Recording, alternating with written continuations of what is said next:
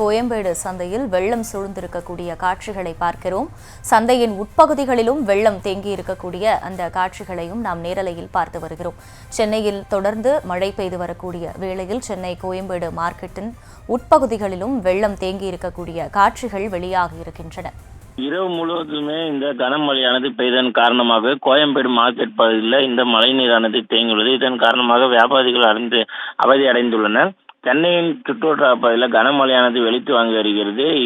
இதன் காரணமாக சென்னை கோயம்பேடு பகுதியில் இரவு பெய்த கனமழையின் காரணமாகவே இந்த கோயம்பேடு சந்தை உள்ள பகுதிகளில் மழையால் இந்த மழை வெள்ளமானது தேங்கியுள்ளது. மேலும் இங்கு தாழ்வான பகுதிகளில் இந்த மழை நீரானது தேங்கியுள்ளது. இதனால் கோயம்பேடு சந்தை வியாபாரிகள் பெரிதும் பாதிப்பு உள்ளாகியுள்ளனர்.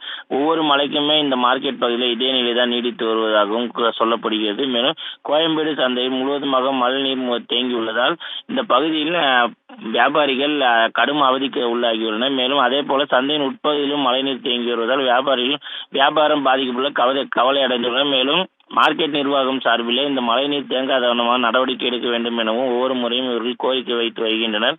இந்த சாலைகளில் வாகனங்கள் செல்ல முடியாத ஒரு சூழ்நிலையாகவும் ஏற்பட்டுள்ளது குறிப்பிடத்தக்கது.